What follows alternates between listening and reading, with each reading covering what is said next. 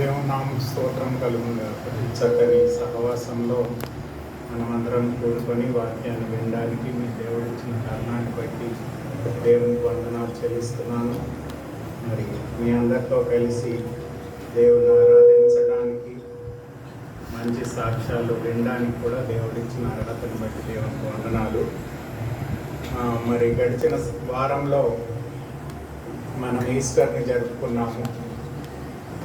యేసు ప్రభు మరణించి సమాధి చేయబడి తిరిగి లేచాడు, అంటే ఆయన పునరుద్ధానుడయ్యాడు, రిజరక్షన్.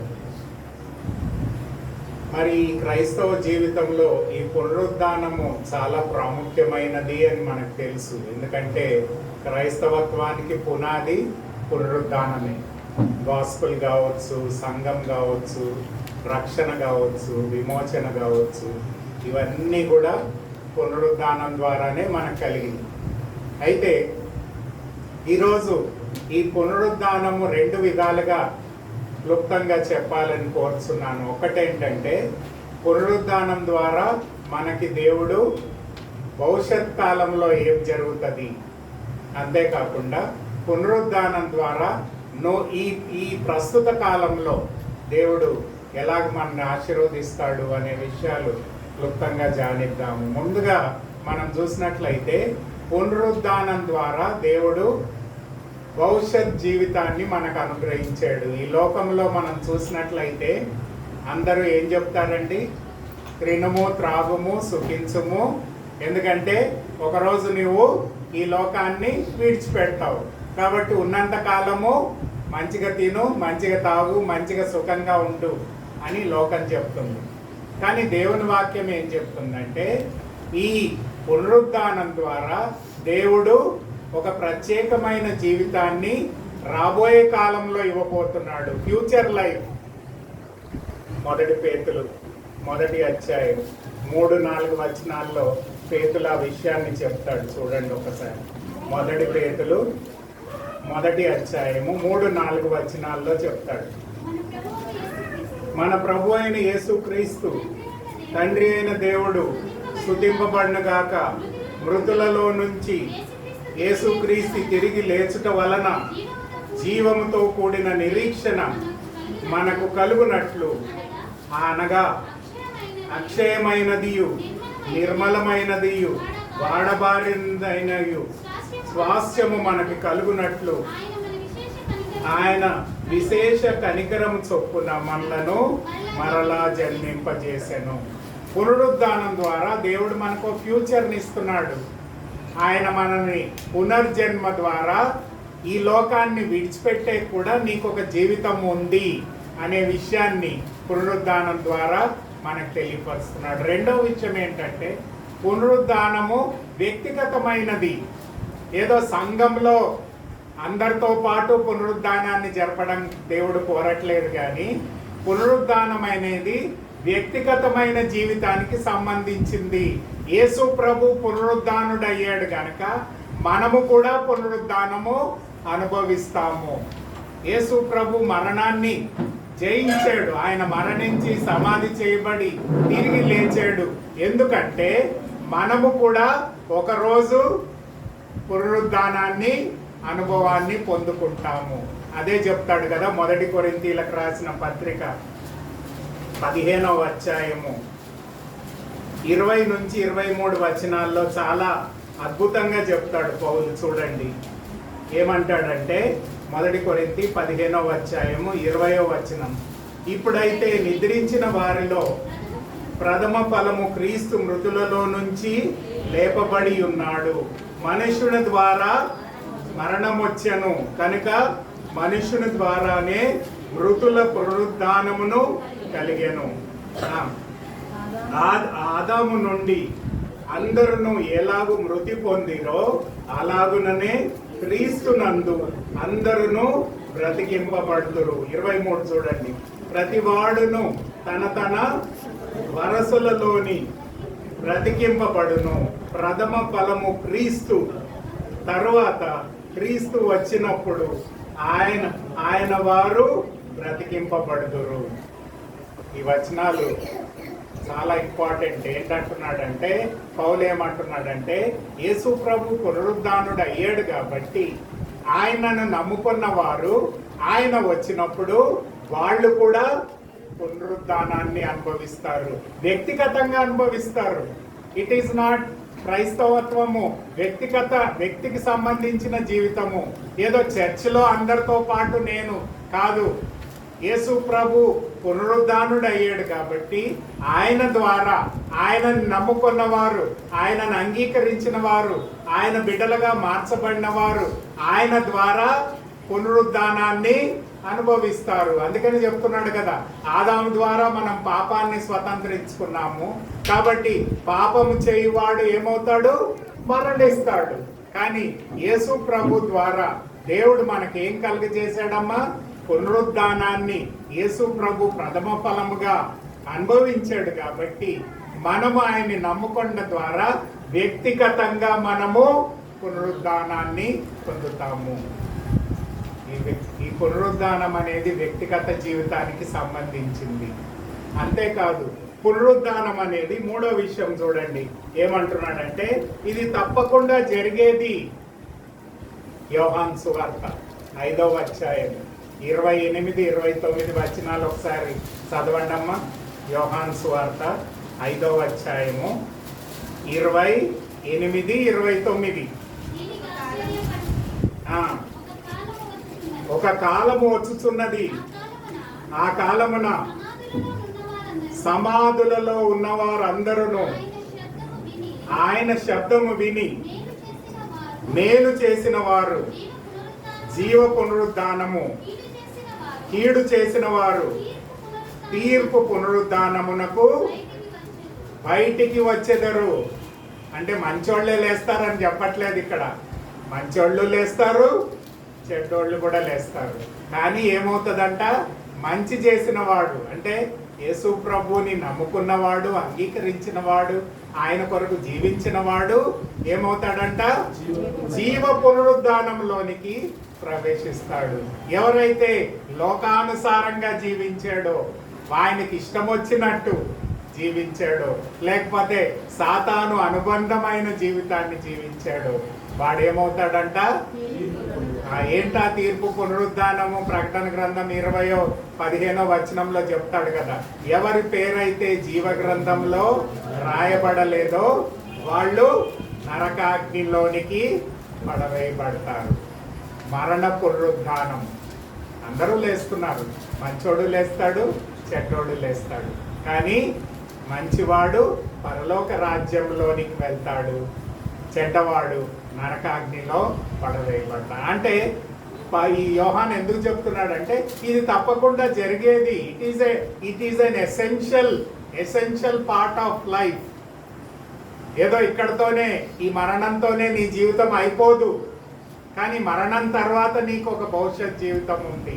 అది వ్యక్తిగతంగా నీవు అనుభవిస్తావు. నీవు జీవ పునరుద్ధానానికన్నా వెళ్ళొచ్చు, తీర్పు పునరుద్ధానానికన్నా వెళ్ళవచ్చు. అంతేకాదు 4వ విషయం ఏం తెలుసుకోవాలంటే పునరుద్ధానం ద్వారా దేవుడు మనకి అద్భుతమైన జీవితాన్ని అనుగ్రహిస్తున్నాడు. ప్రకటన గ్రంథం 21, 22లో మీరు తర్వాత చదువుకోండి. అంటే యేసు ప్రభుని నమ్ముకోవడం ద్వారా ఆ పునరుద్ధానంలో నీవు పాలుభాగస్తుడవై వ్యక్తిగతంగా అవుతావు, ఆ పరలోక రాజ్యంలో చేర్చబడతావు. అంతేకాకుండా శాశ్వతమైన సమృద్ధితో కూడిన మంచి ఆశీర్వాదాలను నీవు అనుభవిస్తావు అని దేవుని వాక్యం మనకి బోధిస్తుంది. ఇవి ఫ్యూచర్లో జరిగేటివి. ఇప్పటిదాకా చెప్పింది ఏంటమ్మా? ఫ్యూచర్లో జరిగేటివి. అందరూ అంటారు మీ క్రైస్తవులకి పని లేదు, అంత ఎంతసేపు ఫ్యూచర్ గురించే మాట్లాడతారు. నువ్వు చచ్చిపోయాక ఇట్లా అవుతావు, అట్లా అవుతావు అని అవే చెప్తారు. కానీ అసలు ఇప్పుడు ఈరోజు నాకు ఎటువంటి లాభము? మరి దేవుని వాక్యం అదే చెప్తుంది. పునరుద్ధానం ద్వారా దేవుడు మనకిచ్చే ప్రాముఖ్యమైన ఆశీర్వాదాలు ఏంటి అని మనం ధ్యానించాలి. మొట్టమొదటిగా మనం చదివాం కదా, హెబ్రీలకు రాసిన పత్రిక 8వ అధ్యాయము 8వ అధ్యాయము 8 నుంచి 12 వచనాల్లో మనం చూసాము. ఏం చూసాము అక్కడ? నూతన నిబంధన చూసాము. New covenant. ఏం చూసామమ్మా? నూతన నిబంధన. అంటే యేసు ప్రభు పునరుద్ధానుడు అయ్యాక ఏం జరిగింది? నూతన నిబంధన స్థాపించబడ్డది. మరి 39 పుస్తకాలు ఉన్నాయి కదా పాత నిబంధనలో. మరి ఈ పాత నిబంధనలో ఉండే ప్రవచనాలు కొత్త నిబంధన గురించి కూడా చెప్తున్నాయి. ఇర్మియా గ్రంథం 31వ అధ్యాయం 31 నుంచి 33, 34 వచనాల్లో ఇర్మియా ప్రవచనాత్మకంగా నూతన నిబంధన గురించి చెప్పాడు. అదే విషయాన్ని హెజికియల్ ప్రవక్త కూడా 36వ అధ్యాయం 25 నుంచి 27వ వచనంలో చెప్పాడు. దేవుడు నీకు నూతన హృదయాన్ని ఇస్తాడు, నూతన ఆత్మనిస్తాడు, నిన్ను కడుగుతాడు, పరిశుద్ధపరుస్తాడు, రాతి గుండెను తీసివేసి మాంసపు గుండెను నీకు ఇస్తాడు. ఇవన్నీ కూడా ప్రవచనాత్మకంగా చెప్పాడు. కానీ హెబ్రీ పత్రికలో 8వ అధ్యాయములో మనం చూసినట్లయితే నూతన నిబంధన యొక్క ప్రత్యేకతను హెబ్రీ గ్రంథకర్త మనకు బోధిస్తున్నాడు. ఈరోజు యేసు ప్రభు పునరుద్ధానుడు అయ్యాక ఏం జరిగిందంటే మనము నూతన నిబంధన విశ్వాసులంగా మార్చబడ్డాము. New covenant believers. మిమ్మల్ని ఎవరన్నా అడిగితే అయ్యా నేనేంటి, నా ఐడెంటిటీ ఏంటంటే నేను నూతన నిబంధన విశ్వాసిని. పాత నిబంధన ఉల్లంఘించబడ్డది. దేవుడు ఆ సీనాయి పర్వతం మీద మోషేని పిలిచి ఆయన ధర్మశాస్త్రాన్ని ఇచ్చాడు. ఇచ్చినప్పటికీ ప్రజలు ఆ ధర్మశాస్త్రాన్ని పాటించకుండా పాపము చేసి దేవునికి దూరం అయ్యారు. కాబట్టి దేవుని కుమారుడైన యేసు ప్రభు నరావతారిగా ఈ భూలోకానికి వచ్చి ఆయన రక్తము ద్వారా, ఆయన మరణం ద్వారా, ఆయన పునరుద్ధానం ద్వారా మనకిచ్చి ఏమిచ్చాడమ్మా? నూతన నిబంధనను అనుగ్రహించాడు. ఈ నూతన నిబంధన యొక్క ప్రత్యేకత ఏంటి అని హెబ్రీ గ్రంథకర్త ఇప్పుడు మనం చదివిన వచనాల్లో చెప్తున్నాడు. 12వ వచనం రివర్స్ వద్దాం. 12వ వచనంలో ఏం చెప్తాడంటే పాప క్షమాపణ కలిగింది. ఏం కలిగిందమ్మా? పునరుద్ధానుడైన క్రీస్తు ద్వారా నీకేం లభించింది అని నిన్ను లోకం అడిగినప్పుడు నీకు నూతన నిబంధన లభించింది. ఆ నూతన నిబంధనలో ఏం జరిగింది అంటే ఆ 12వ వచనంలో చెప్తాడు, నీకు పాప క్షమాపణ కలిగింది, నీ పాపాలను దేవుడు తీసివేస్తాడు. ఇప్పుడు పాత నిబంధన దగ్గరికి వద్దాం. ఎవరైనా పాపం చేస్తే ఏం చేయాలి? బలి అర్పించాలి. ఏం బలి అర్పించాలి? ఒక జంతువుని బలిగా అర్పించాలి. కానీ నూతన నిబంధన అంటే ఎప్పుడైతే పాపం చేస్తారో బలి అర్పించాలి. ఆ బలి అర్పించినప్పుడు ఆ పాపము కప్పబడుతుంది. కానీ యేసు ప్రభువుని నమ్ముకున్న విశ్వాసి నూతన నిబంధన ఆశీర్వాదం ఏంటంటే దేవుడు నీ పాపాన్ని ఏం చేస్తాడు? తుడిసి వేస్తాడు. క్లెన్సెస్. సంపూర్ణంగా నీ పాపాన్ని తీసివేసి, నీ పాపాన్ని ఆయన తీసివేసి సంపూర్ణంగా నిన్ను పవిత్రపరుస్తాడు. ఇది నూతన నిబంధన యొక్క ప్రత్యేకత. Forgiveness of since. పాప క్షమాపణ అంటే సంపూర్ణంగా నీవు క్షమించబడతావు. సంపూర్ణంగా నీ పాపాన్ని దేవుడు తీసివేస్తాడు. అక్కడేమో కప్పబడుతుంది, ఇక్కడేమో తీసివేయబడుతుంది. ఈరోజు నీవు నూతన నిబంధన విశ్వాసిగా దేవుడు నీకు అనుగ్రహించిన మొట్టమొదటి ఆశీర్వాదం ఏంటంటే నీ పాపాలు నీవు ఒప్పుకున్నప్పుడు దేవుడు తన రక్తంతో కడిగి నీ పాపాన్ని ఏం చేస్తాడమ్మా? కడిగి నిన్ను, నీ పాపాన్ని తీసివేస్తాడు. ఈ క్లెన్సెస్ యు ఫ్రమ్ సిన్. ఇది 12వ వచనంలో చెప్తాడు. రెండవ విషయం ఏం చెప్తాడంటే మీరు దేవుణ్ణి వ్యక్తిగతంగా ఎరుగుతారు. పాత నిబంధనలో కూడా దేవుడు వాళ్ళకి కనిపించాడు. ఎలా కనిపించాడంటే మోషేని మొట్టమొదటిగా ఏం కట్టమన్నాడమ్మా? ప్రత్యక్ష గుడారాన్ని కట్టమన్నాడు. ఆ ప్రత్యక్ష గుడారంలో ఎవరు వచ్చేవారు? దేవుని మహిమను చూసేవారు. అలాగే సొలొమోను మహారాజుకి ఏం చెప్పాడమ్మా? దేవాలయం కట్టమన్నాడు. ఆ దేవాలయంలో ఎవరిని చూసేవారు? దేవుని మహిమను చూసేవారు. కానీ కొత్త నిబంధన విశ్వాసికి దేవుడిచ్చే ఆధిక్యత ఏంటంటే నీవు నేను దేవుణ్ణి వ్యక్తిగతంగా ఎరుగుతాము. We will know him personally. ఇది పునరుద్ధానం యొక్క ఆధిక్యత. దేవుడు నీ పాపాన్ని తుడిసివేసి నీవు దేవుణ్ణి కలిగి ఉండడానికి, వ్యక్తిగతంగా ఎరగడానికి దేవుడు నీకు అవకాశాన్ని ఇస్తాడు అనే విషయాన్ని ఈ నూతన నిబంధన మనకు తెలియపరుస్తుంది. మూడో విషయం ఏంటంటే మనము దేవుని పిల్లలముగా నేను వారికి దేవుడినై ఉందును, వారు నా ప్రజలై ఉందురు. అంటే దేవుని కుమారులు కుమార్తెలుగా మనం చేయబడతాం. పాప క్షమాపణ కలుగుతుంది, దేవుణ్ణి ఎరుగుతాము వ్యక్తిగతంగా. అంతేకాకుండా ఏం జరుగుతుందమ్మా? దేవుని కుమారులంగా కుమార్తెలంగా మనం మార్చబడతాము. నాలుగో విషయం ఏంటంటే దేవుని వాక్యము ధర్మశాస్త్రం అన్నాడు ఇక్కడ. దేవుని వాక్యము నీ హృదయంలో నీ మనస్సులో ప్రవేశిస్తుంది. ఇంటర్నల్. పాత నిబంధన అంతా ఎక్స్టర్నల్. ఎక్స్టర్నల్ అంటే బాహ్య రూపంగా చేయాలి. దేవుడిని ఎక్కడో ఆలయంలో చూస్తావు, లేకపోతే ఆ యొక్క ప్రత్యక్ష గుడారంలో చూస్తావు, అంటే నీవు వ్యక్తిగతంగా కలిగి ఉంటావు. అంతేకాదు నీవు దేవుణ్ణి వ్యక్తిగతంగా అనుభవించలేవు. అంతేకాదు ఇంకా ఏం చెప్తున్నాడంటే నీవు ఆ యొక్క 10 ఆజ్ఞలను ఎక్కడిచ్చాడు? ఆ పలకల మీద ఇచ్చాడు. ఆ పలకల్ని తీసి చదువుకోవాలి. కానీ దేవుని కొత్త నిబంధన విశ్వాసికి దేవుడు ఏమి ఇచ్చాడమ్మా? నీ హృదయం అనే పలక మీద దేవుని వాక్యాన్ని రాస్తాడు. ఇంటర్నల్, అంతరంగ జీవితాన్ని పరిశుద్ధపరుస్తాడు. పాత నిబంధన కేవలము బాహ్య జీవితాన్ని చూపిస్తుంది. నేను బైబిల్ పట్టుకొని గుడికి వెళ్ళొచ్చు, అనేక చందా ఇయ్యొచ్చు, లేకపోతే అనేకులకి నేను క్రైస్తవుడిని అని చూపించుకోవచ్చు. కానీ నా అంతరంగ జీవితంలో మార్పు లేకుండా ఉండొచ్చు. కానీ యేసు ప్రభు యొక్క పునరుద్ధానం ద్వారా నూతన నిబంధన మనకు కలిగింది. ఆయన మనకి పాప క్షమాపణ అనుగ్రహించాడు. వ్యక్తిగతంగా మనం ఆయన్ని ఎరగగలుగుతాము. ఆయన పిల్లలంగా మార్చబడతాము. దేవుని వాక్యము మన హృదయంలో, మన అంతరంగ జీవితంలోనికి ప్రవేశిస్తుంది.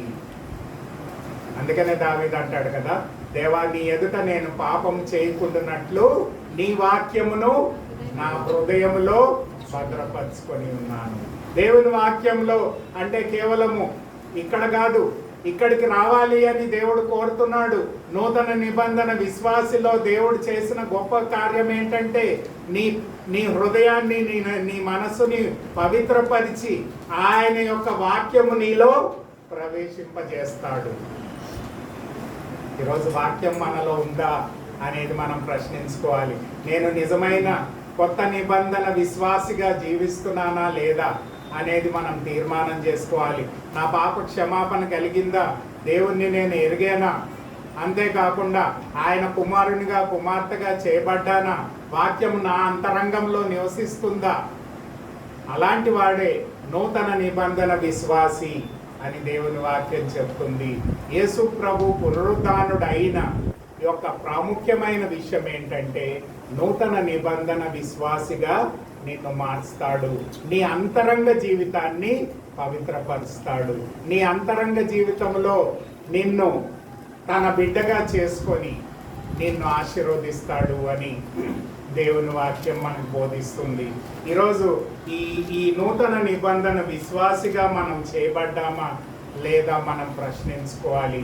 దేవా నా పాపాలను క్షమించు, నేను వ్యక్తిగతంగా నిన్ను కుమారునిగా అంటే నిన్ను ఎరిగి నీ కుమారునిగా జీవించడానికి, నీ వాక్యంతో నేను నింపబడ్డానికి నాకు సహాయం చేయమని మనం కోరాలి. రెండో విషయం చూడండి, 1 యోహాను పత్రిక 1వ అధ్యాయం 7వ వచనంలో రెండో విషయాన్ని మనం చూస్తాం. 1 యోహాను పత్రిక 1వ అధ్యాయము 7వ వచనంలో రెండో విషయం రాయబడి ఉంది. అయితే ఆయన వెలుగులో ఉన్న ప్రకారము మనమును వెలుగులో నడిచిన ఎడల మనము అన్యోన్య సహవాసము గలవారమై ఉందుము. అప్పుడు ఆయన కుమారుడైన యేసు రక్తము ప్రతి పాపము నుంచి మనలను పవిత్రులుగా చేయును. యేసు ప్రభు పునరుద్ధానుడు అయ్యాక నీవు నేను ఆ త్రియేక దేవునితో అన్యోన్య సహవాసము కలిగి ఉంటాము. We will have an intimate relationship with the living God. సజీవమైన దేవునితో వ్యక్తిగతమైన అనుభవాన్ని పొందుకోవడమే కాకుండా ఆయన మనతో నివసించడానికి ఇష్టపడుతున్నాడు. నిన్ను తన ఆలయంగా చేసుకోవడానికి ఇష్టపడుతున్నాడు. 1 కొరింథీ 6:19-20లో మనం చూస్తాము, మనము దేవుని ఆత్మకు ఆలయమై ఉన్నాము అనే విషయాన్ని అక్కడ మనం చూస్తున్నాము. ఈ పునరుద్ధానం ద్వారా దేవుడు చేసే గొప్ప అద్భుతం ఏంటంటే ఆయన నీలో నాలో నివసించి మనతో అన్యోన్య సహవాసము కలిగి ఉంటాడు. ఈ లోకంలో అనేకమైన ఆశీర్వాదాలు మనం పొందుకోవచ్చు. ఇందాక బ్రదర్ చెప్పినట్టు మంచి మంచి పొజిషన్ని సంపాదించవచ్చు, మంచి ఆర్థిక వనరులను సంపాదించవచ్చు. కానీ ఈ పునరుద్ధానం ద్వారా దేవుడు చేసే గొప్ప కార్యం ఏంటంటే ఆయన నిన్ను నన్ను తన బిడ్డలుగా చేసుకోవడమే కాకుండా ఆయన నీలో నాలో నివసిస్తాడు. యోహాను సువార్త 14:23 చూడండి ఒకసారి. యోహాను సువార్త 14:23 చూడమ్మా. యేసు ఒకడు నన్ను ప్రేమించిన ఎడల వాడు నా మాటలు గైకొనును, అప్పుడు నా తండ్రి వానిని ప్రేమించుము, మేము వాని యొద్దకు వచ్చి వాని యొద్ద నివాసము చేద్దుము. పాత నిబంధనలో దేవుడు ఆలయంలో ఉన్నాడు, ప్రత్యక్ష గుడారంలో ఉన్నాడు, లేకపోతే ఆ కొండ మీద సీనా పర్వతం మీద ఆ మహిమను చూపించాడు. కానీ కొత్త నిబంధన విశ్వాసిగా నేను ఎందుకు చేసుకున్నాడంటే నీలో నాలో నివసించడానికి, వ్యక్తిగతంగా నీతో అన్యోన్య సహవాసం కలిగి ఉండటానికి. The Holy Spirit lives in you. నీలో నివసిస్తాడు, నిన్ను తన ఆలయంగా చేసుకొని నీతో వ్యక్తిగత సంబంధాన్ని, అన్యోన్య సహవాసాన్ని కలిగి ఉంటాడు అని దేవుని వాక్యం చెప్తుంది. ఈరోజు ఈ పునరుద్ధానుడైన క్రీస్తుని నీవు వ్యక్తిగతంగా ఎరగడమే కాకుండా ఆ త్రియేక దేవునితో అన్యోన్య సహవాసం కలిగి ఉండాలి అని దేవుని వాక్యం చెప్తుంది. ఆయన నీలో నివసించాలని, నిన్ను పవిత్రపరిచి నిన్ను తన తన తన ఆలయంగా చేసుకోవాలని దేవుడు మనల్ని కోరుతున్నాడు. ఈరోజు ఆయనతో అన్యోన్య సహవాసం కలిగిన వారమై ఉండాలి. ఏదో ఆదివారం నాడు వాక్యం వినాలనే కాదు, ఏదో అందరితో పాటు వాక్యమును తెలుసుకోవాలని కాదు, కానీ నీతో నాతో ఆయన వ్యక్తిగతంగా ఆయన నీలో నివసించి నిన్ను తన బిడ్డగా చేసుకోవడమే కాకుండా నీతో అన్యోన్య సహవాసాన్ని కలిగి ఉండాలని దేవుని వాక్యం మనకు బోధిస్తుంది.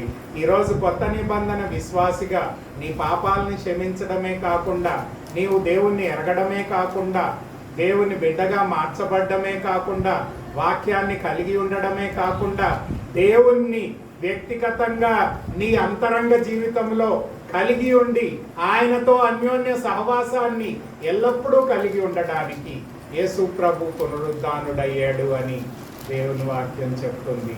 ఆ పునరుద్ధాన అనుభవాన్ని నీ జీవితంలో అనుభవించాలని, ఈనాడు అనుభవించాలని దేవుడు కోరుతున్నాడు. నీ ఎన్ని సమస్యలు వచ్చినా, ఎన్ని ఇబ్బందులు వచ్చినా, ఎన్ని ఇరుకులు వచ్చినా దేవుడు నీలో ఉన్నాడు, నీతో ఉన్నాడు. కాబట్టి నిన్నెన్నడును విడువను ఎడబాయనని వాగ్దానం చేసి ఉన్నాడు. కాబట్టి నీ సమస్యలన్నిటిలో కూడా నీకు విజయాన్ని దయచేయగలడు అని దేవుని వాక్యం చెప్తుంది. త్రియేక దేవునితో అన్యోన్య సహవాసము కలిగి ఉండాలి అని ఈ పునరుద్ధానాన్ని మనకి దేవుడు కలుగజేశాడు. మూడో కార్యం చూడండి. ఈ పునరుద్ధానం ద్వారా మనం ఏం చెప్తా అంటే రూపాంతరం చెందుతాం. రోమిల్కి రాసిన గ్రంథం 12వ అధ్యాయం 2వ వచనంలో పౌలు ఆ మాటను చెప్తాడు చూడండి. మీరు ఈ లోక మర్యాదను అనుసరింపక ఉత్తమమును అనుకూలమును సంపూర్ణమై ఉన్న దేవుని చిత్తమేదో పరీక్షించి తెలుసుకొనినట్లు మీ మనసు మారి నూతన మగుట వలన రూపాంతరం పొందుడి. ట్రాన్స్ఫర్మేషన్. చూడండి, ఆదిమ సంఘంలో మొదటి శతాబ్దంలో ఉండే విశ్వాసులు యేసు ప్రభు మరణించాడు, ఆ సిలువకి వెళ్తున్నాడంటే అందరు పారిపోయారు. ఆయన సిలువ వేయబడ్డాడు, మరణించాడు, సమాధి చేయబడ్డాడు, తిరిగి లేచాడు. అయినప్పటికీ శిష్యులు భయపడతానే ఉన్నారు. యోహాను సువార్త 20వ అధ్యాయంలో మనం చూస్తాం, వాళ్ళు తలుపులు వేసుకొని కూర్చొని ఉంటారు. అయితే ఆ తలుపుల్లోంచి ఎవరు వస్తారు? యేసు ప్రభు వస్తాడు, వాళ్ళకి ప్రత్యక్షం అవుతాడు. ఆ పునరుద్ధాన ప్రత్యక్షతను వారికి కలుగజేస్తాడు. అంతేకాదు, ఎప్పుడైతే ఆ 120 మంది దేవుని వాక్యంతో వాళ్ళు ఆ మేడగదిలో ప్రార్థన చేస్తారో, ఆ 2వ అధ్యాయము 3-4 వచనాల్లో మనం చూస్తే వాళ్ళందరూ కూడా దేవుని ఆత్మతో నింపబడిన వారై వాళ్ళ భాషలలో దేవుని వాక్యాన్ని ప్రకటించడం మొదలు పెట్టారు. రూపాంతరం చెందారు. దేవుడు పునరుద్ధానం ద్వారా దేవుడు మనకేం కలుగజేస్తున్నాడమ్మా? రూపాంతరం. పిరికి వారిగా ఉన్న, తలుపులేసుకొని ఉన్న ఆ శిష్యులను ఏం చేశాడమ్మా? ధైర్యవంతులుగా మార్చాడు. అధికారుల ముందు చెప్తున్నారు, మీరు మమ్మల్ని కొట్టినా చంపినా మేము దేవుని వాక్యాన్ని ప్రకటిస్తాము. ఎక్కడి నుంచి వచ్చిందా ధైర్యము? ఇంతకు ముందు లేదే. ఇంతకు ముందు పిరికివారుగా ఉన్నారు, ఇప్పుడైతే ధైర్యవంతులుగా మార్చబడ్డారు. ఇంతకు ముందు బలహీనంగా ఉన్నారు, అసలు కొడితే పడిపోయేటట్టున్నారు. ఇప్పుడు ఏమయ్యారు? దేవుని ఆత్మ చేత ఆత్మశక్తిని పొందుకున్నారు. అపోస్తల కార్యం 1వ అధ్యాయం 8వ వచనంలో ఆ యేసు ప్రభు వాళ్ళకి చెప్తాడు, మీరు యెరూషలేమును వదిలిపెట్టకండి, ఎందుకంటే ఏమవుతుంది? మీరు పరిశుద్ధాత్మ శక్తిని పొందుకుంటారు. అపోస్తల కార్యం, అప్పుడు నాకు బూదిగంతలు సాక్షులుగా ఉంటారు. అంటే పిరికి వారిగా ఉన్నవారు ధైర్యవంతులుగా మారారు, బలహీనంగా ఉన్నవారు బలవంతులుగా మారారు. ఎప్పుడు నిరుత్సాహంలో ఉన్నవారు, నిరుత్సాహంతో నిండిన వారు ఏమయ్యారు? ఆనందదాయకంగా మారారు. పాటలు పాడుతున్నారు, దేవుణ్ణి స్తుతిస్తున్నారు, సంఘముగా కూడుకొని దేవుణ్ణి ఆరాధిస్తున్నారు. ఎందుకంటే they were filled with the spiritual joy. ఆత్మీయమైన ఆనందముతో నింపబడ్డారు. ఈరోజు అనేక వర్షిప్ సర్వీసెస్ లో పాటలు పాడుతున్నారు, కానీ వారిలో ఏమి లేదు? ఆనందం లేదు. There is no joy. ఆత్మీయమైన ఆనందాన్ని ఆత్మ ద్వారా పొందుకున్నారు, ధైర్యాన్ని పొందుకున్నారు, బలాన్ని పొందుకున్నారు. ఇంకా ఏం చేశారు? దైవ జ్ఞానాన్ని పొందుకున్నారు. అంతేకాదు, అద్భుత కార్యాలు, ఆశ్చర్య కార్యాలు చేశారు. అంతేకాదు, ఇంకా దేవుని కొరకు గొప్ప పరిచర్య చేశారు. అంతేకాదు, దేవుని కొరకు ఫలభరితమైన జీవితాన్ని జీవించారు. ఒక ఫిషర్మెన్ మాట్లాడితే 3000 మంది రక్షణ పొందారు. రెండోసారి మాట్లాడితే 5000 మంది రక్షణ పొందారు. మూడోసారి మాట్లాడితే లెక్కకు మించిన వారు విశ్వాసులయ్యారు. లక్షల కొలది యేసు ప్రభుని నమ్ముకున్నారు. ఫలభరితమైన జీవితాన్ని జీవించసాగారు. బలహీనంగా ఉన్నవారు బలవంతులుగా మార్చబడ్డారు. మరి పిరికి వారు ధైర్యవంతులుగా మార్చబడ్డారు. దైవ జ్ఞానాన్ని, శక్తిని పొందుకున్నారు. దేవుని ఆనందంతో దేవుణ్ణి ఆరాధిస్తున్నారు. దేవుని కొరకు ఫలభరితమైన జీవితాన్ని, దేవుని కొరకు గొప్ప పరిచర్య చేసేవారిగా ఉన్నారు. అంటే ఇవన్నీ ఏం చెప్తున్నాయంటే వాళ్ళు రూపాంతరం పొందారు. ట్రాన్స్ఫర్మేషన్. పునరుద్ధానం ద్వారా దేవుడు ఇచ్చేది ఏంటమ్మా? రూపాంతరం కలుగజేస్తాడు. నీవు ఉన్నట్లే ఉండకూడదు, నీవు ప్రతిదినము మార్చబడాలి, దేవుని స్వారూప్యములోనికి మార్చబడాలి.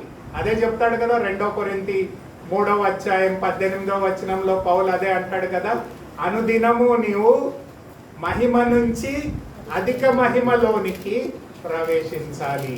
2 కొరింథీ 3వ అధ్యాయం 18వ వచనంలో చెప్తాడు కదా, ఏమంటాడు చూడండి.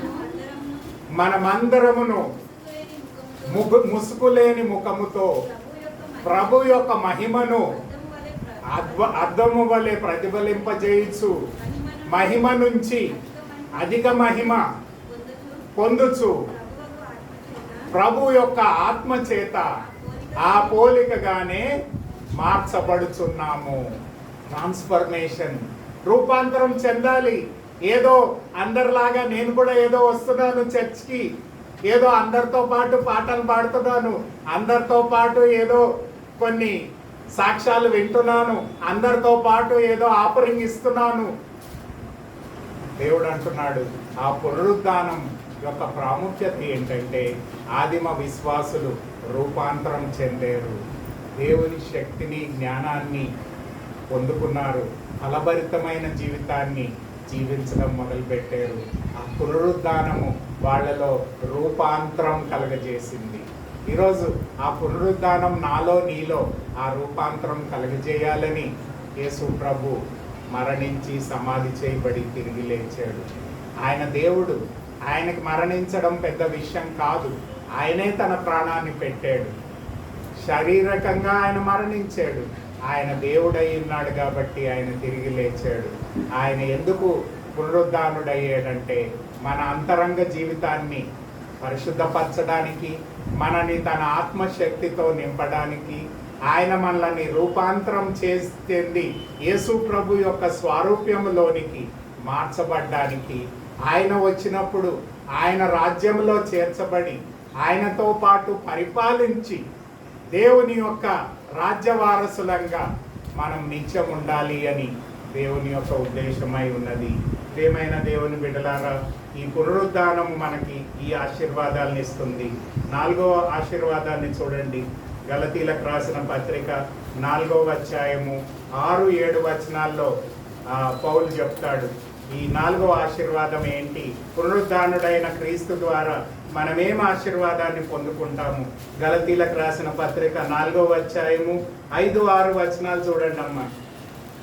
దేవుడు తన కుమారుని పంపెను, ఆయన స్త్రీ యందు పుట్టి మన దత్తపుత్రులము కావాలని ధర్మశాస్త్రమునకు లోబడి ఉన్న వారిని విమోచించుటకు ధర్మశాస్త్రమునకు లోబడిన వారయ్యను. 6వ వచనం చూడమ్మా. మరియు మీరు కుమారులై ఉన్నందున ఆయన నాయన తండ్రి అని మొరపెట్టి తన కుమారుని ఆత్మను దేవుడు మన హృదయంలోనికి పంపెను. ఏంటి చెప్తున్నాడండి పౌలు ఇక్కడ? ఏం చెప్తున్నాడు మనకి? త్రియేక దేవుడు, దేవాది దేవుడు, ఆయన దేవుడు, కానీ ఆయన నీకు నాకు తండ్రిగా ఉంటాడు. He becomes your father. ఈరోజు ఆ పునరుద్ధారుడైన క్రీస్తు ద్వారా మనకొచ్చే ఆశీర్వాదం ఏంటంటే దేవుడు దేవుడిగా ఉన్నాడు, కానీ ఆ దేవుడు నీకు నాకు తండ్రిగా ఉంటాడు. మనం ఆయనని తండ్రిగా పిలవచ్చు. దేవా దేవా అని మనం ప్రార్థన చేస్తాము, మంచిదే. కానీ దేవుడు ఏమయ్యాడమ్మా? నీ తండ్రిగా అయ్యాడు. నువ్వు ప్రార్థన ఎవరికి చేయాలి? నీ తండ్రికి చేయాలి. ఈ లోకంలో ఉండే నీ తండ్రి నీవు ఏదన్నా అడిగితే ఇస్తాడు కదా. మనము మన పిల్లలు కావచ్చు, లేకపోతే మన తండ్రి మనకేమన్నా కావాలంటే, అయ్యా నాకు మంచి బట్టలు కావాలంటే ఇస్తాడు, లేకపోతే నాకు పాకెట్ మనీ కావాలంటే ఇస్తాడు, లేకపోతే నాకు మంచి ఎడ్యుకేషన్ ఇవ్వమంటే ఇస్తాడు, లేకపోతే ఇంకేదన్నా నా కోరికలను అన్నిటినీ నెరవేరుస్తాడు. కానీ మనకి ఈ తండ్రి, ఈ భౌతికమైన తండ్రి కంటే పరలోకపు తండ్రి మనకున్నాడు. ఆయనను మనం ఏం చేయొచ్చు? మొరపెట్టొచ్చు, ప్రార్థన చేయొచ్చు, కోరుకోవచ్చు. ఆయన మన ప్రార్థనలకి జవాబిస్తాడు. ఎందుకు? ఆయన మన తండ్రిగా ఉన్నాడు కనుక. He is our father.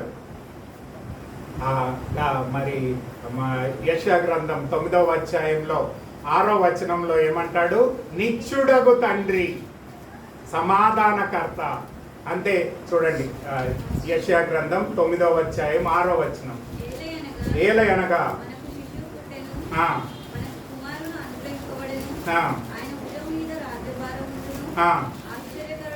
ఆశ్చర్యకరుడు, ఆలోచనకర్త, బలవంతుడగు దేవుడు, నిత్యుడగు తండ్రి, సమాధాన అధిపతి అని ఆయనకి పేరు పెట్టబడెను. యేసు ప్రభు పునరుద్ధానుడు అయ్యాడు కాబట్టి త్రియేక దేవుణ్ణి మనము తండ్రిగా కలిగి ఉన్నాము. ఆయన మన ప్రార్థనలకు జవాబిస్తాడు, మనకు సమాధానాన్ని ఇస్తాడు.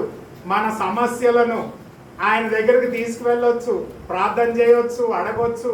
దేవా, ఈ పరిస్థితిలో నేను ఏం చేయాలి అంటే మనకి గైడెన్స్ని కూడా ఆయన ఇస్తాడు. మనకి గైడెన్స్ని ఇస్తాడు, మన ప్రార్థనలకు జవాబిస్తాడు.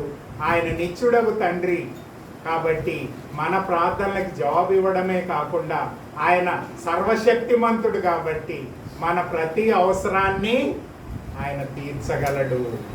నీ అవసరము ఈ లోకం వాళ్ళు తీర్చలేరు. ఈ లోకంలో ఉండే వాళ్ళు నీ అవసరాలను తీర్చలేకపోవచ్చు. కానీ పునరుద్ధానుడైన క్రీస్తు నీకు తండ్రిగా ఉన్నాడు కాబట్టి నీ సమస్యలు ఈ లోకంలో ఉండే వాళ్ళు ఎవరు తీర్చలేరు. కానీ ఎవరు తీర్చగలడు? దేవుడు మనకు తోడై ఉంటాడు. మన ప్రార్థనలకు జవాబిస్తాడు. మన ప్రతి సమస్యను పరిష్కరిస్తాడు.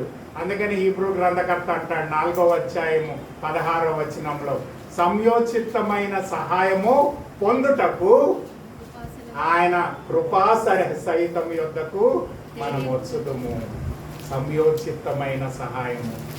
మనకి ఎక్కడి నుంచి సహాయం వస్తుంది మనకు తెలీదు. ఈ లోకంలో మనకు సహాయం రాదు. కానీ దేవుడు అంటున్నాడు, నేను పునరుద్ధానుడు అయ్యాను కాబట్టి, నేను సర్వశక్తిమంతుడిని కాబట్టి, నీ ప్రతి సమస్యను నేను పరిష్కరించగలను కాబట్టి, నీ ఆత్మీయమైన పరలోకపు తండ్రిగా నేను ఎల్లప్పుడూ నీకు తోడై ఉంటాను అని దేవుని వాక్యం చెప్తుంది. ఒక దైవజనుడు అన్నాడు, చాలా మంది క్రైస్తవులు ఆర్ఫన్స్ గా బతుకుతున్నారు. ఆర్ఫన్స్ అంటే ఏంటమ్మా? తల్లిదండ్రులు లేనివారు. అంటే తల్లిదండ్రులు లేకుండా బతుకుతున్నారు చాలా మంది క్రైస్తవులు అంటున్నాడు. అంటే అర్థం ఏంటంటే పరలోకపు దేవుణ్ణి వారు తండ్రిగా కలిగి ఉండట్లేదు. ఆయన తండ్రిగా కలిగి ఉంటే నీవు ఆర్ఫన్ కాదు కదా. నీవు తండ్రిని కలిగి ఉన్నప్పుడు, సపోజ్ నీ తల్లిదండ్రులు చిన్న వయసులోనే చనిపోయారు అనుకో, నీవు అనాథుడు అవుతావు. కానీ నీ పరలోకపు దేవుడు నీ తండ్రిగా ఉన్నప్పుడు నీవెన్నడికి అనాదిగా ఉండవు అని దేవుని వాక్యం చెప్తుంది. 4వ ఆశీర్వాదం ఏంటంటే ఆ పునరుద్ధానుడైన క్రీస్తు ఆ త్రియేక దేవునితో మనని సంబంధాన్ని చేకూర్చడమే కాకుండా, మనలో నివసించడమే కాకుండా, మనల్ని రూపాంతరం చెందువారంగా చేయడమే కాకుండా, మనకి తండ్రిగా ఉండి మన ప్రతి అవసరాన్ని తీర్చడమే కాకుండా, మన ప్రార్థనలకు జవాబిస్తూ మనల్ని భద్రపరిచే దేవుడుగా ఉంటాడు అని దేవుని వాక్యం చెప్తుంది. 5వ విషయం చూడండి. 5వ విషయం ఏంటంటే పునరుద్ధానం వలన కలిగిన ఆశీర్వాదాల గురించే మాట్లాడుతున్నాం. మనం ఇంకా వేరే మాట్లాడట్లేదు. 1 యోహాను పత్రిక 2వ అధ్యాయం 6వ వచనం చూడండి. 5వ ఆశీర్వాదం, మనము కొత్త నిబంధన విశ్వాసులంగా మార్చబడ్డాము, దేవునితో అన్యోన్య సహవాసం కలిగి ఉంటాము, రూపాంతరం చెందుకుంటాము, దేవుణ్ణి మన తండ్రిగా కలిగి ఉంటాము. 5వది చూడండి, 1 యోహాను 2వ అధ్యాయం 6వ వచనం, ఆయన యందు నిలిచి ఉన్న వాడనని చెప్పుకున్నట్లు ఆయన ఎలాగూ నడుచుకొనెనో అలాగే తానును నడుచుకొన బద్ధుడై ఉన్నాడు. మనము ఆయన యందు ఉన్నామని దీని వలన తెలుసుకొనిచున్నాము. 5వ ఆశీర్వాదం ఏంటండి? మనకి మాదిరి దేవుడు చూపించాడు. ఎగ్జాంపుల్. ఈ లోకంలో మనం ఏం కోరుకుంటాం? ఎగ్జాంపుల్ కోరుకుంటాము. యవనస్తులేమో ఒక ఫిలిం స్టార్ని ఎగ్జాంపుల్గా తీసుకుంటారు, లేకపోతే మధ్య వయసులో ఉన్నోళ్ళని, ఇంకెవరో పాలిటీషియన్ని ఎగ్జాంపుల్గా తీసుకుంటారు. కానీ దేవుని వాక్యం ఏం చెప్తుందంటే పునరుద్ధానం వలన యేసు క్రీస్తు ప్రభు వారు మనకి మాదిరి. ఎవరు మాదిరమ్మ మనకి? యేసు ప్రభు మాదిరి. 1 కొరింథీయులకు రాసిన పత్రిక 11వ అధ్యాయము 1వ వచనంలో పౌలు ఇంకో మాటని చెప్తాడు చూడండి. 1 కొరింథీ 11:1 ఏమంటున్నాడు చూడండి, నేను క్రీస్తును పోలి నడిచినట్లు మీరు నన్ను పోలి అంటే సెకండ్ ఎగ్జాంపుల్ ఇస్తున్నాడు. మొదటేమన్నాడు? యేసు ప్రభు మనకు మాదిరి అన్నాడు. ఇప్పుడు పౌలు ఏమంటున్నాడు? నేను క్రీస్తును పోలి నడుస్తున్నాను కాబట్టి మీరు నన్ను పోలి నడుచుకోనండి. అంటే నేను మీకు మాదిరిని అయ్యాను. పునరుద్ధానం వలన యేసు ప్రభు మనకు మాదిరి, రెండోది పౌలు మనకు మాదిరి. మూడోది చూద్దాం. మొదటి హీబ్రూలకు రాసిన పత్రిక 12వ అధ్యాయం మొదటి వచనం చూడమ్మా. మొదటి 2 వచనాలు. హెబ్రీ పత్రిక 12వ అధ్యాయము మొదటి 2 వచనాలు. ఇంత గొప్ప సాక్షి సమూహము మేఘము వలె మనలను ఆవరించి ఉండగా మనము కూడా ప్రతి భారమును సులువుగా చేతులు పెట్టు పాపమును విడిచిపెట్టి విశ్వాసమునకు కర్తయు దాన్ని కొనసాగించువాడైన యేసు వైపు చూస్తూ మన ఎదుట ఉంచబడిన పందెములో ఓపికగా పరిగెట్టుదుము. ఇంత గొప్ప సాక్షి సమూహం అంటున్నాడు. ఎక్కడున్నదండి ఈ సాక్షి సమూహం? మీరు ఇంటికి వెళ్ళాక చదువుకోండి. హెబ్రీ పత్రిక 11వ అధ్యాయంలో దాదాపు 40 ఎగ్జాంపుల్స్ ఇస్తాడు. ఎన్ని ఎగ్జాంపుల్స్ అమ్మా? 40 ఎగ్జాంపుల్స్ ఉన్నాయి. వీళ్ళందరూ ఏంటంట? సాక్షి సమూహం అంట. అంటే వీళ్ళందరూ దేవుని బిడ్డలు అనమాట, దేవుణ్ణి వెంబడించేవారు అనమాట, దేవుని యందు విశ్వాసం ఉంచిన వారు, దేవుని వాక్యానుసారం నడుచుకున్నవారు, దేవుణ్ణి మహిమపరిచిన వారు. ఇంత గొప్ప సాక్షి సమూహము మళ్ళని ఎలా ఉందంట? మన పైన ఏముందండి? మేఘం ఉంది. ఆ మేఘం లాగా ఎవరున్నారంట? ఈ విశ్వాస వీరులు అంటాము, హీరోస్ ఆఫ్ ఫెయిత్ అంటాము. 11వ అధ్యాయంలో ఉండే విశ్వాసులందరినీ ఏమంటామంటే విశ్వాస వీరులు అంటాము. ఈ విశ్వాస వీరులు ఎలా ఉన్నారంట? పైన మేఘం ఉంది కదా, ఆ మేఘం లాగా ఉన్నారంట. అయితే యేసు ప్రభు మనకి మాదిరి అని మనం చూసే 1 యోహాను 2:6లో పౌలు అంటున్నాడు, నేను మీకు మాదిరిని అంటున్నాడు. హెబ్రీ గ్రంథకర్త ఏమంటున్నాడు? ఈ విశ్వాస వీరులు మేఘం వలె మనల్ని ఆవరించి ఉండగా. 3 ఎగ్జాంపుల్స్ చూసాను. యేసు ప్రభు మనకి ఎగ్జాంపుల్, పౌలు మనకి ఎగ్జాంపుల్, విశ్వాస వీరులు మనకి ఎగ్జాంపుల్. మరి ఈ 3 ఎగ్జాంపుల్స్ ని మనం తీసుకొని ఏం చేయాలి? ఊరికే విని మర్చిపోవాలా? వాళ్ళు ఎలా నడిచారో మనం అలా నడవాలి. యేసు ప్రభు ఎంతకాలం జీవించాడమ్మా? 33.5 సంవత్సరాలు. ఎందుకు అంతకాలం జీవించాలి? ఒక ఏడాది జీవిస్తే చాలు కదా. సిలువ ఏముంది? సిలువలో మరణించాలి, సమాధి చేయబడాలి, తిరిగి లేవాలి. ఇదే కదా దేవుని యొక్క ఉద్దేశము. ఇంత దానికి 33.5 సంవత్సరాలు ఎందుకు జీవించాలండి? ఏం అవసరం? చిన్నప్పుడు ఎలా ఉన్నాడు, టీనేజర్గా ఎలా ఉన్నాడు, పెద్ద అయ్యాక ఎలా ఉన్నాడు, తల్లిదండ్రులను ఎలా ట్రీట్ చేశాడు, తన అన్నదమ్ములను చెల్లెళ్ళను ఎట్లా ట్రీట్ చేశారు, 4 బ్రదర్స్ 2 సిస్టర్ని ఎలా ట్రీట్ చేశాడు, చుట్టుపక్కల ఉన్న వారిని ఎలా ట్రీట్ చేశాడు, ఎలా నడుచుకున్నాడు, ఇవన్నీ కూడా మనకు మాదిరి. అందుకనే యోహాను మత్తయి సువార్త 11:29లో ఏమంటున్నాడు? నేను వినయమును సాత్వికను గలవాడను కాబట్టి నన్ను వెంబడించండి, నేను నా మార్గంలో మీరు నడవండి అని యేసు ప్రభు చెప్తున్నాడు.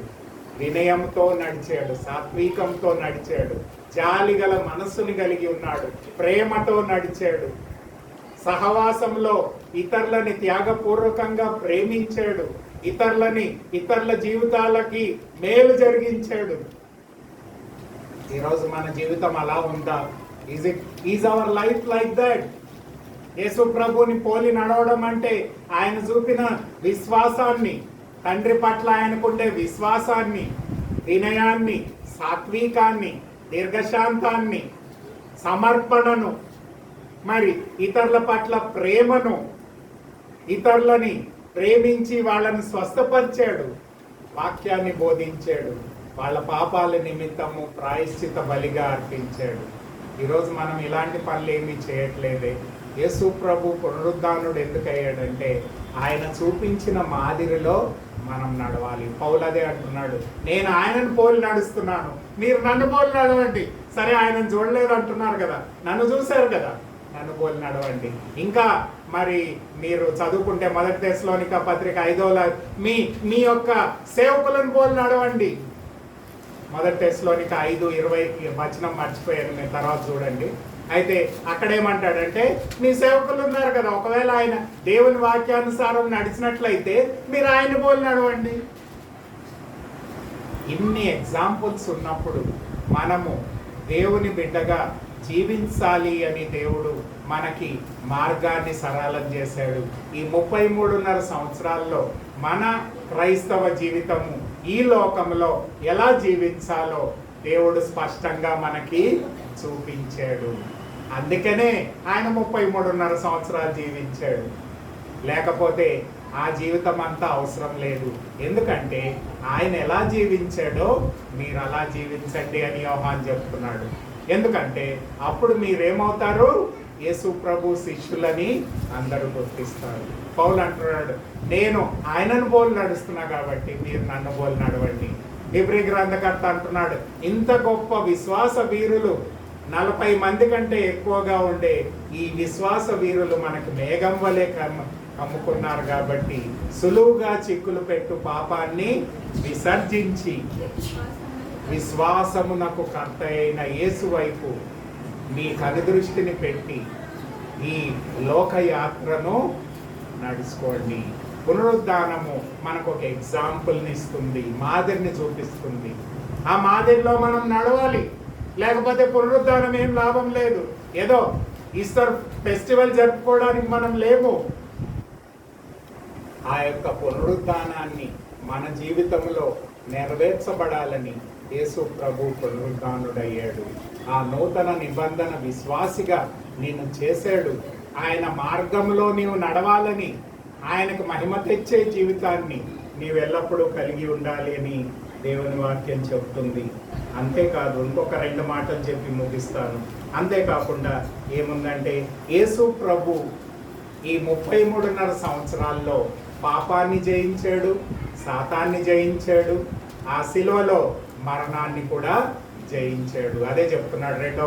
మొదటి కొరింథీయులు రాసిన పత్రిక 15వ అధ్యాయం 54 నుంచి 56 వచనాల్లో పౌలు అదే మాటని చెప్తాడు. మీరు ఇంటికి వెళ్ళాక మొదటి కొరింథీ 15 కూడా చదువుకుంటే మీకు కొంత అర్థమవుతుంది. 15వ అధ్యాయము 54 నుంచి 56 వచనాల్లో యేసు ప్రభు జయ జీవితాన్ని జీవించాడు అంటున్నాడు. చూడండి, 54వ వచనం చూడమ్మా. ఈ క్షేమై అక్షయతను ధరించుకున్నప్పుడు, ఈ మద్యమైనది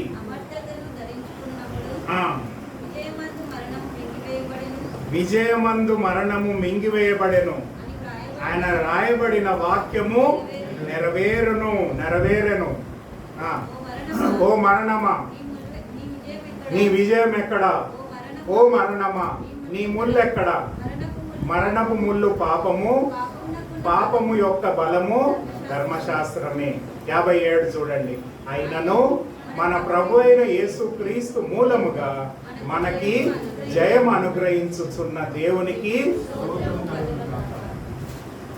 జయాన్ని దయచేశాడు. పునరుద్ధానము యేసు ప్రభు మరణాన్ని జయించడమే కాకుండా పాపాన్ని జయించాడు, సాతాన్ని జయించాడు, లోకాన్ని జయించాడు, ధర్మశాస్త్రాన్ని జయించాడు. ఈ నిన్ను విమోచించి స్వతంత్రులుగా చేసి నీకు నాకు జయ జీవితాన్ని అనుగ్రహించాడు. అందుకనే రోమీయులకు రాసిన గ్రంథం 6వ అధ్యాయంలో పౌలు ఏమంటున్నాడంటే మీరు జయ జీవితాన్ని జీవించండి. ఏం జీవితం అమ్మా? జయ జీవితము. You are not a defeated Christian. నీవు ఓడిపోయే క్రైస్తవుడివి కాదు, జయాన్ని పొందే క్రైస్తవునిగా నీవు ఉండాలి. చూడండి, 6వ అధ్యాయము 3 వచనాలు చదువుదాం. 12 నుంచి 14 చూడమ్మా. రోమీయులకు రాసిన గ్రంథం 6వ అధ్యాయము 12 నుంచి 14.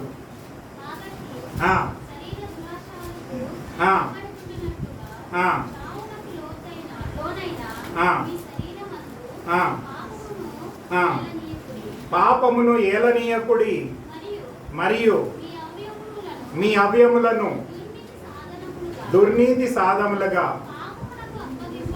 పాపమునకు అప్పగింపకుడి. అయితే మృతులలో నుంచి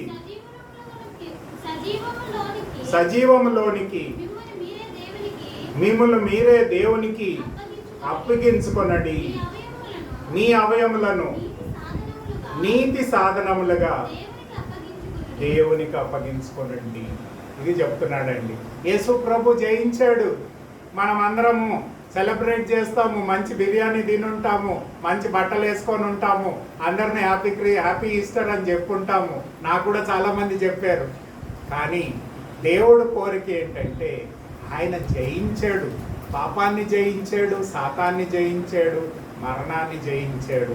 ఈరోజు నిన్ను నన్ను కోరేది ఏంటంటే ఆయన నీతో ఉన్నాడు, నీ తండ్రిగా ఉన్నాడు, నిన్ను ఆశీర్వదిస్తాడు, ఆత్మ ఆలయంగా చేసుకుంటాడు.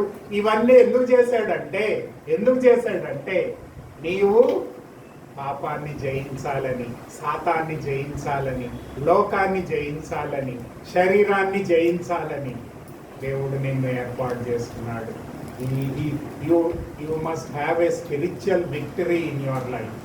చాలా మంది ఓడిపోయే జీవితాన్ని జీవిస్తున్నారు. పునరుద్ధానాన్ని చదువుకున్నారు, తెలుసుకున్నారు, కానీ వాళ్ళ వ్యక్తిగత జీవితంలో వాళ్ళు ప్రతి విషయంలో ఓడిపోతున్నారు. అంటే శారీరకంగా ఓడిపోతున్నారు, ఆత్మీయంగా కూడా ఓడిపోతున్నారు. దేవుడు అంటున్నాడు, నేను సమస్తాన్ని జయించాను కాబట్టి మీరును పాపాన్ని, లోకాన్ని, శాతాన్ని జయించేవారుగా ఉండాలి. జయ జీవితాన్ని మీరు పాపపు కార్యాలకు మీ శరీరాన్ని అప్పగించుకోకండి, కానీ దుర్నీతి సాధనములుగా సమర్పించుకోకండి. కానీ దేనికి సమర్పించుకోవాలంట? నీతికి సాధనంగా నీ జీవితాన్ని, నీ రైచస్ లైఫ్, పరిశుద్ధమైన జీవితము, దేవునికి మహిమ తెచ్చే జీవితము, వాక్యానుసారమైన జీవితము, దేవుని నామానికి మహిమ తెచ్చే జీవితాన్ని, జయ జీవితాన్ని నీవు జీవించాలని దేవుని వాక్యం. పౌలు ఇంకా చెప్తాడు. మీరు కావాలంటే కొలసీలకు రాసిన పత్రిక 2వ అధ్యాయం 13 నుంచి 15 వచనాల్లో కూడా సిలువలో ఎలా జయించాడో అక్కడ రాస్తాడు. ఎందుకు ఈ జయాన్ని దేవుడు చూపించాడంటే మనము జయ జీవితాన్ని జీవించాలని, మనము పాపాన్ని జయించాలి, శోధనలను జయించాలి. చూడండి, మోషే ఫరో కుమారుడిగా దేవుడు ఆయనకు అవకాశాన్ని ఇచ్చాడు. మరి ఫరో కుమారుడిగా అయితే ఐగుప్తు దేశానికి ఫరోగా ఉంటాడు, సర్వ పరిపాలనకి అధికారిగా ఉంటాడు. కానీ మోషే ఏం నిర్ణయించుకున్నాడమ్మా? నేను ఫరో కుమారునిగా నేను ఉండను, కానీ నా ఇశ్రాయేల్ ప్రజలతో నేను శ్రమ పడ్డానికి నేను ఇష్టపడుతున్నాను అని చెప్తాడు. హీరోస్ ఆఫ్ ఫెయిత్ లో మీరు చదువుతారు, మోషే ఎగ్జాంపుల్ని చదువుతారు. అంటే పాపము ద్వారా వచ్చే సంతోషాన్ని కలగడానికి ఇష్టపడలేదు, కానీ దేవుని కొరకు జీవించడానికి మోషే ఇష్టపడ్డాడు. ఈరోజు మన జీవితం ఎలా ఉంది? ఎంతసేపు కూడా సుఖానికి, సంతోషానికి, ఆనందానికి, లేకపోతే ఈ లోక భాగ్యాలకి మనము అంకితమైపోవడానికి దేవుడు మనల్ని ఏర్పాటు చేసుకోలేదు, కానీ దేవుని కొరకు జయ జీవితాన్ని జీవించాలని దేవుడు నిన్ను నన్ను ఏర్పాటు చేసుకున్నాడు. ఆ విషయాన్ని ఈ పునరుద్ధానం మనకు గుర్తు చేస్తుంది. చివరి విషయం చూడండి, 1 కొరింథీయులకు రాసిన పత్రిక 15వ అధ్యాయము 58వ వచనంలో పౌలు అదే మాటని చెప్తాడు. పునరుద్ధానుడైన క్రీస్తు మనల్ని ఏం కోరుతున్నాడు? 58 కాగా నా ప్రియ సహోదరులారా, మీ ప్రయాసము ప్రభువునందు వ్యర్థము కాదని ఎరిగి సిరులను కదలని వారును ప్రభు కార్యావృద్ధి యందు ఎప్పటికీ ఆసక్తులై ఉండుడి. పునరుద్ధానం ఏం చేస్తుందంటే నీవు దేవుని సేవలో నీకు ఆసక్తిని కలుగజేస్తుంది. ఈరోజు దేవుని సేవకి ఎంతమంది క్రైస్తవులు ముందుకు వస్తున్నారు? దేవా, నేను నీ కొరకు వాడబడతాను. మరి ఈరోజు మన జీవితము దేవునికి ఆశీర్వాదకరంగా, లేకపోతే ఆయన కొరకు ఒక సజీవమైన సాక్ష్యాన్ని ఇచ్చే వ్యక్తిగా నీవు ఉన్నావా? ఆయన కార్యాభివృద్ధి యందు నీవు ఆసక్తి కలిగి ఉండాలి అని యేసు ప్రభు పునరుద్ధానుడయ్యాడు. ఎందుకంటే నీవు చేసే ఆ కార్యానికి దేవుడు ఏమంటున్నాడు? అది నిష్ప్రయోజనము కాదు. It won't be wasted. అదే చెప్తున్నాడు కదా, మళ్ళీ ఒకసారి చదువుదాం. 58వ వచనం, కాగా నా ప్రియ సహోదరులారా, మీ ప్రయాసము ప్రభునందు వ్యర్థము కాదు అని ఎరిగి. అంటే వ్యర్థం కాదు అంటే, సపోజ్ నేను మీకు వాక్యం చెప్పాను, ఎందులో ఈడేదో వాక్యం చెప్తున్నాడు అని అనేది కాదు. కానీ దేవుడు ఏమంటున్నాడంటే, వాక్యం పౌలు ఏమంటున్నాడంటే, మీరు చేసే ప్రయాసము వ్యర్థం కాదు, ఇట్ వోంట్ బి వేస్టెడ్. కాబట్టి అందుకనే మీరేం చేయాలి, ఆయన కార్యం యందు ఆసక్తి కలిగి ఉండుడి, ఆయన పరిచర్య యందు ఆసక్తి కలిగి ఉండుడి. ఈరోజు దేవుని పరిచర్యలో మనం ముందుకు సాగాలి, ముందుకు వెళ్ళాలి, అనేకులకి సువార్తను అందించాలి, దేవుని పనిముట్లుగా మనం వాడబడాలి అని దేవుడు మనల్ని ఏర్పాటు చేసుకున్నాడు. దేవుడు తన ఆత్మనిచ్చాడు, తన శక్తినిచ్చాడు, తన జ్ఞానాన్ని ఇచ్చాడు, ఆయన మనకి తండ్రిగా తోడై ఉన్నాడు, మనని ఆశీర్వదిస్తున్నాడు. ఎందుకని మనం అనుదిన జీవితంలో ఆయన సాక్షులంగా ఉండాలని. మీరు యెరూషలేములోను, యూదయలోను, సమరయలోను, భూదిగంతములంతటను నాకు సాక్షులై ఉందరు. ఈరోజు మన సాక్ష్యం ఎక్కడుంది? ఏదో ఈ ప్రెమిసెస్ వరకేనా, లేకపోతే బయటికి వెళ్తుందా, లేకపోతే మన చుట్టుపక్కల ఉండే వారికి అనేకులకి మన సాక్ష్యం అవసరమై ఉన్నది, మన సువార్త అవసరమై ఉన్నది.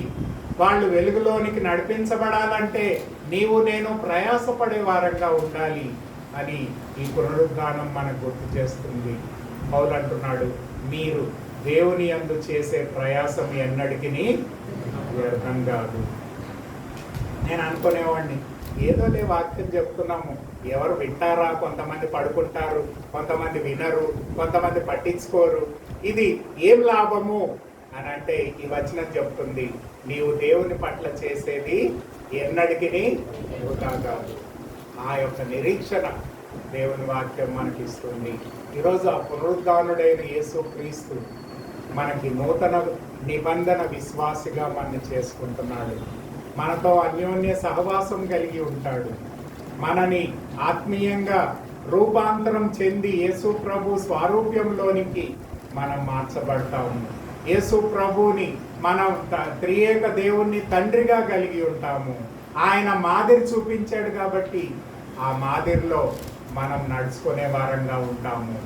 అంతేకాకుండా మన అనుదిన జీవితంలో, మన క్రైస్తవ జీవితంలో పాపాన్ని, శోధనలని, సాతాన్ని, లోకాన్ని జయించే వారంగా ఉండాలి. అంతేకాకుండా మన అనుదిన జీవితంలో యేసు ప్రభు యొక్క సాక్షులంగా భూదిగంతముల వరకు, మార్క్స్ వార్త 16:15 అంటాడు, సర్వలోకానికి, సర్వ సృష్టికి సువార్తను చెప్పండి. ఈరోజు మన దేవుని యొక్క ఉద్దేశాలను ఈ పునరుద్ధానం ద్వారా దేవుడు మనకు తెలియపరుస్తున్నాడు. కాబట్టి రాబోయే కాలం గురించి మనం తెలుసుకున్నాము, ప్రస్తుత కాలం గురించి మనం తెలుసుకున్నాము. ఈ ప్రస్తుత కాలంలో దేవుడు కోరిన గుణ లక్షణాలను మనం కలిగి ఉండుట ద్వారా దేవుడు మన జీవితాన్ని ఆశీర్వదిస్తాడు. మన జీవితాన్ని ఈ పునరుద్ధానం ద్వారా దేవుడు ఆశీర్వదించడమే కాకుండా మన జీవితం ద్వారా అనేకులకి ఆశీర్వాదాన్ని అనుగ్రహిస్తాడు. అదే అబ్రహాం చెప్పాడు, 12వ అధ్యాయం 3వ వచనంలో, నేను నిన్ను ఆశీర్వదిస్తాను, అంతేకాకుండా నీ ద్వారా ఈ భూలోకంలో ఉండే వారందరూ ఆశీర్వదింపబడతారు. వాట్ ఏ గ్రేట్ బ్లెస్సింగ్ కదా. నిన్ను ఆశీర్వదిస్తాను, నీ కుటుంబాన్ని ఆశీర్వదిస్తాను, నీకుండే అన్నీ ఆశీర్వదిస్తాను. అంతేకాదు, నీ ద్వారా ఈ లోకంలో ఉండే వారందరూ కూడా ఆశీర్వదింపబడతారు. అందుకనే గలతీలో అంటాడు, మీరు కూడా జక్కయ్యతో అంటాడు కదా యేసు ప్రభు, నీవు కూడా అబ్రహాము సంతానమే.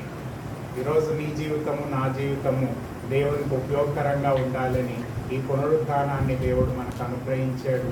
ఈ పునరుద్ధాన ఆశీర్వాదాలను మనం పొందుకున్న వారమై మనము మన చుట్టూన్న సమాజాన్ని ఆశీర్వాదకరంగా మార్చడానికి దేవుడు మనల్ని కోరుతున్నాడు. కళ్ళు మూసుకుందాం, ప్రార్థన చేసుకుందాం. దేవుని వాక్యాన్ని విన్న మనము ఉన్నట్లుగానే వెళ్ళిపోకుండా వాక్యానికి మనం స్పందించే వారంగా ఉండాలి అని నూతన నిబంధన విశ్వాసులంగా ఉండాలి అని, పాప క్షమాపణ పొందడమే కాకుండా వాక్యంతో నింపబడాలి అని వాక్యాన్ని మనం చూస్తున్నాము. వ్యక్తిగత అనుభవాన్ని కలిగి ఉండాలి అని చూస్తున్నాము.